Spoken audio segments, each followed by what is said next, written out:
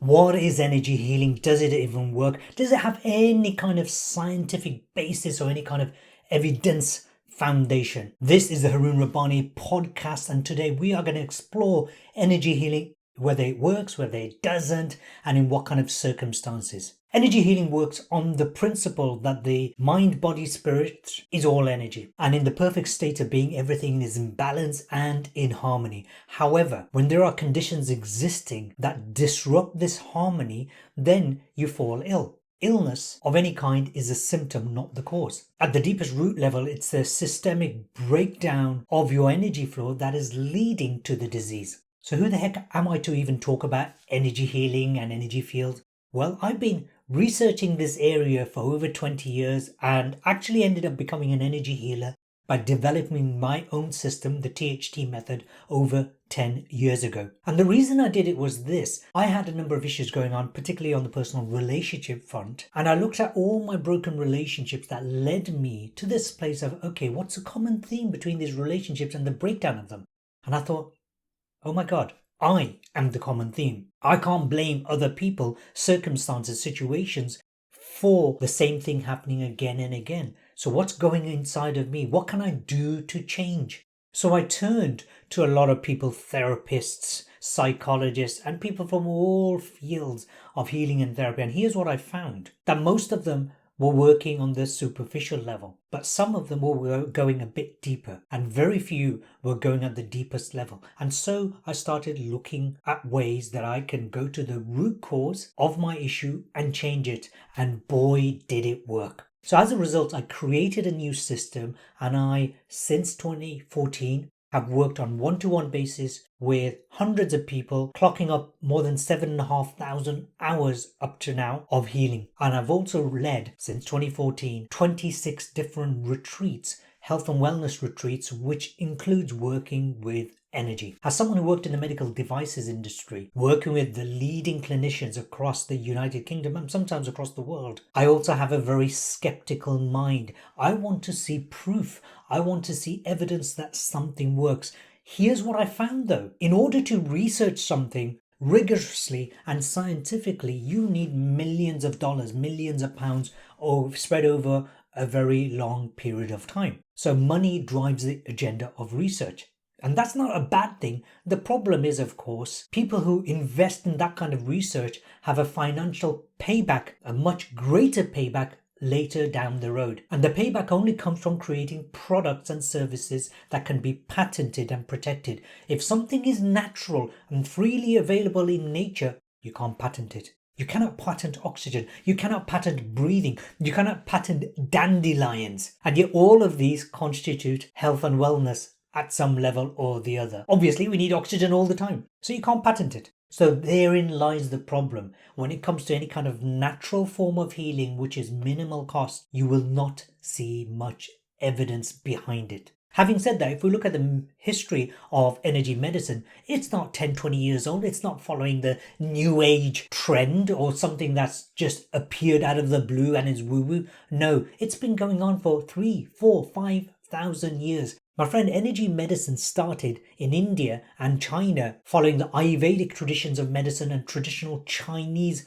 medicine. If it was absolute nonsense and rubbish, then why would people turn to Ayurvedic practitioners, doctors, or TCM practitioners in China? They wouldn't. What is energy? At the very depths of who you are, so if you take the smallest atom in your body and go deep inside of that, you're left with subatomic particles. All that exists is energy. You cannot create energy, you cannot destroy it.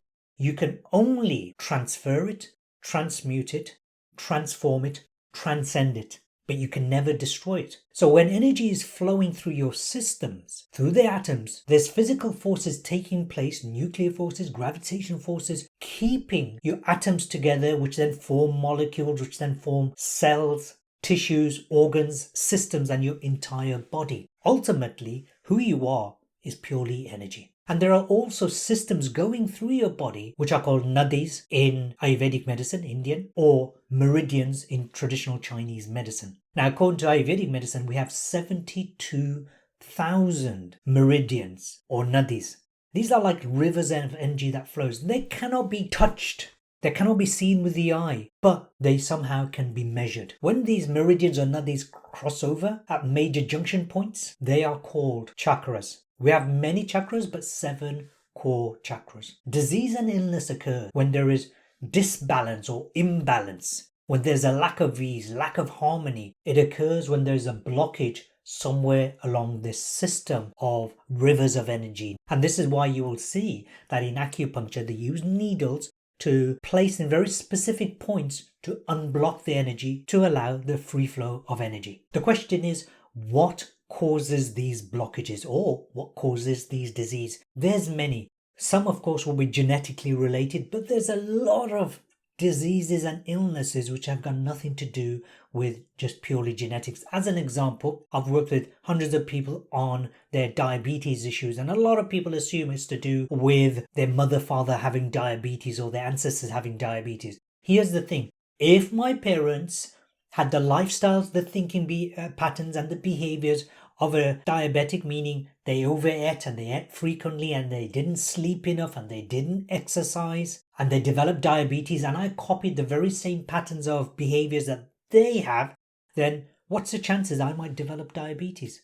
Yes, there is a genetic component, but it is not what determines the diabetes ultimately. If we look at the causes of diseases, it works at several stages. Stage number 1 is environmental. You might have environmental conditions that are leading to you being ill. It might be work-related stress, the pressure of work and meeting deadlines. It could be the toxic relationships you have at work. So you can go to work and do a great job, and maybe there's backbiting about you, and that's wearing you thin and wearing you down, leaving you feeling isolated. That will lead to illness, and ultimately it might lead to you leaving that job. Perhaps environmentally, we could be talking about right now at the time of recording, there's a major energy crisis. There's no crisis of energy. Basically, the corporations are charging stupid amounts of money, making stupid amounts of profit, and making the everyday people suffer by overcharging, and the governments are colluding with them. That will give you stupid amounts of stress, which causes illness. The kind of dominating thought processes that you might have is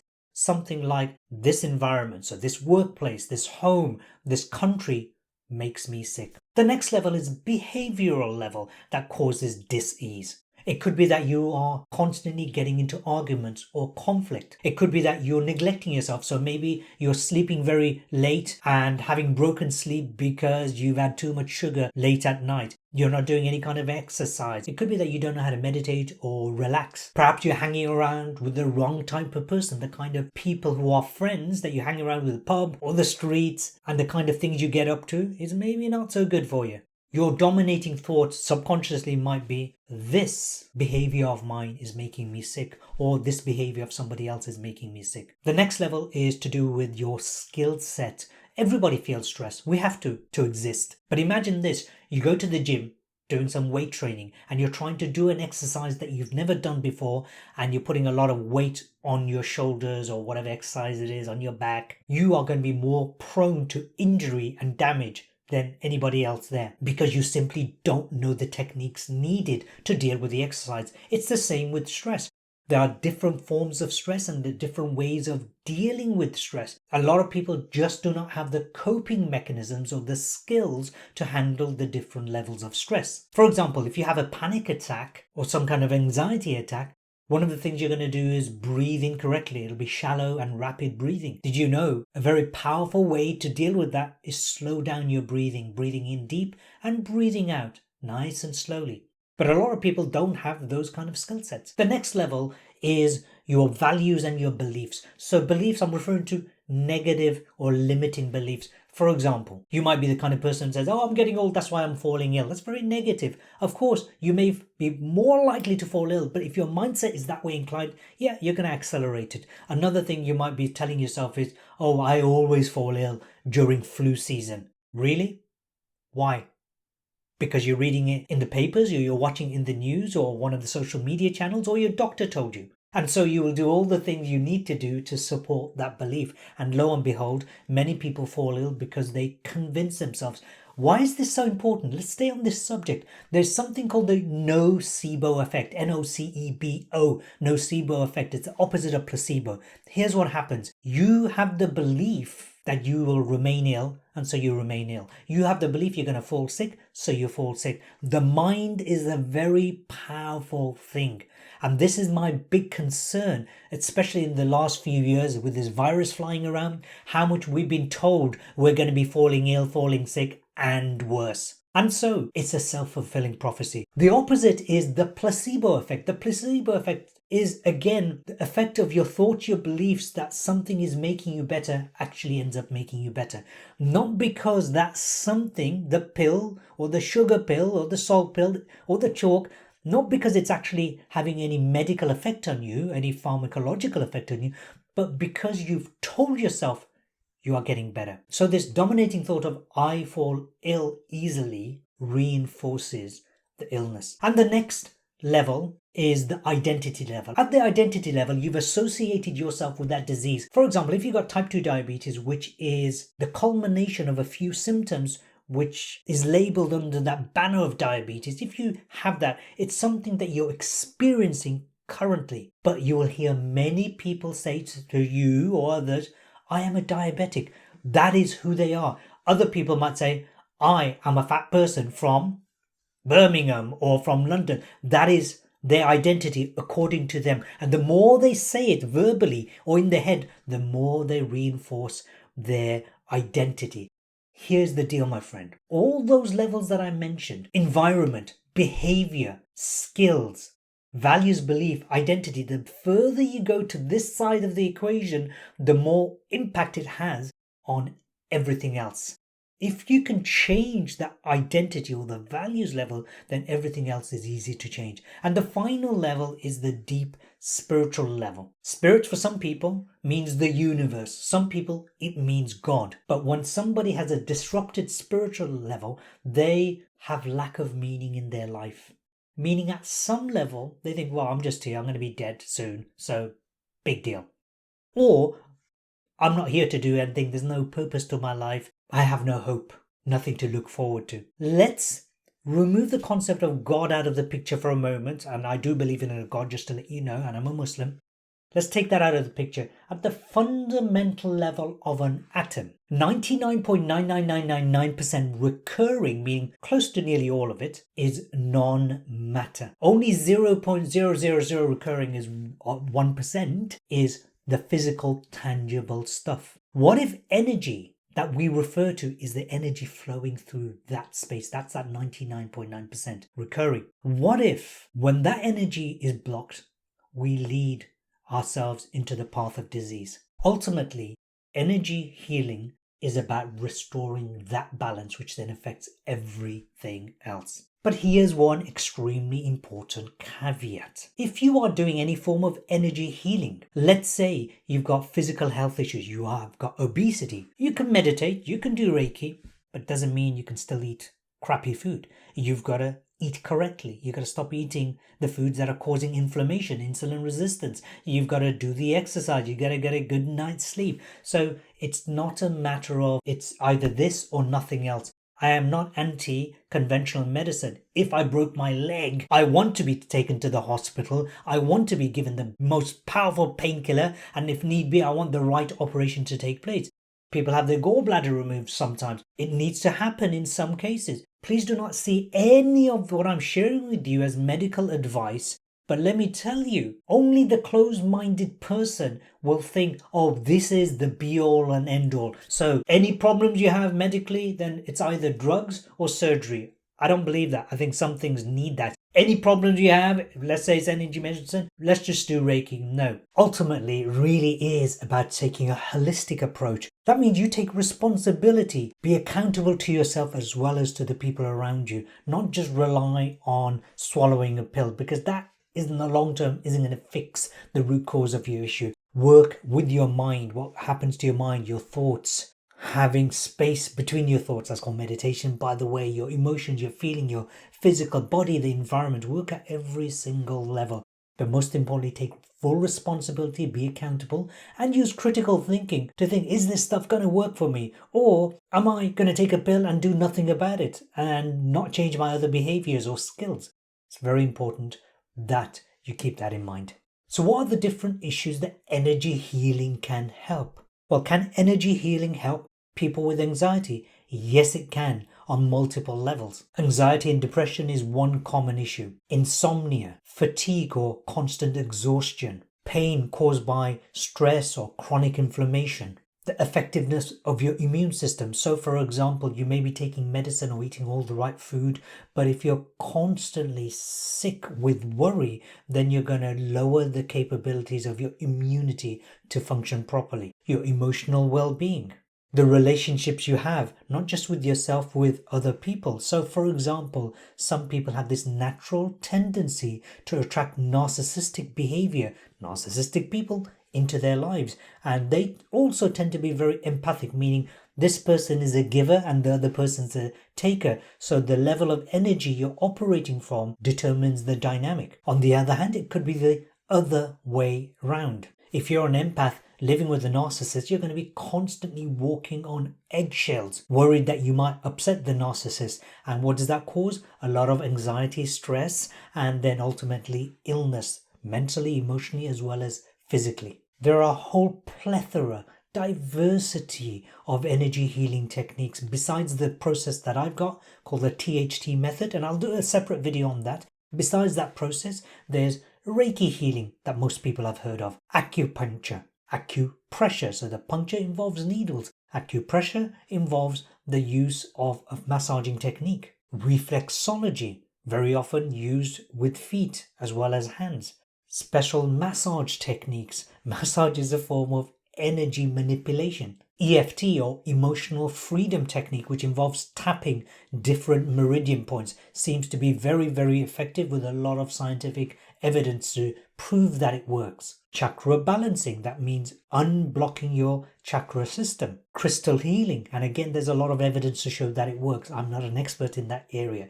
And then aura cleansing. So every single person has an energy field. In fact, I've done an interview with one of the leading scientists in the field of measuring energy, in the field of energy medicine, Professor Konstantin Korotkov, and if you click on the link here, you will go and watch that video, and I do recommend you do that. So if we all have energy fields, sometimes those energy fields are disrupted for whatever reason, and there's different ways of clearing that energy field. So some call it aura cleansing. I'm from a Muslim background, and one of the things we do is we practice different techniques, including reciting 3 different surahs. Surahs is a chapter from the Quran. For those of you who understand the Quran, this is Surah Ikhlas, Surah Falak and Surah Nas, and it has an impact on your energy field. If your energy field is broken, then you are going to be liable, vulnerable to illnesses, ill health, mental, physical, and spiritual. And of course, there's shamanic as well as spiritual healing. These are just a small numbers of energy healing processes or techniques. When you're receiving energy healings, how's it going to feel for you? Well, first of all, you might have a tingling sensation through your body. You might get an emotional release. So a lot of clients that I work with, the emotional release may be in the form of tears, or it may be in the form of long drawn out yawning. And I've seen it happen. I've even seen someone burping as they're releasing. I don't know if you've ever been for a massage. Sometimes you have trapped energy,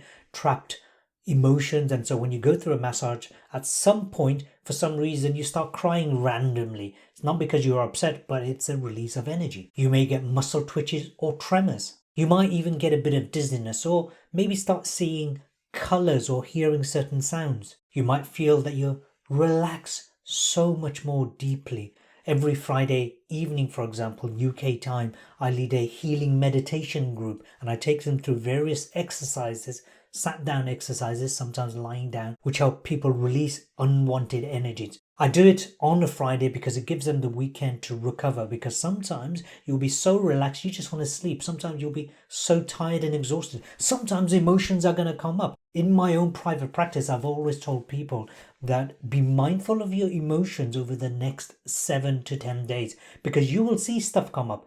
You might not be aware of it. You might have emotional stuff come up. For example, you might get angry.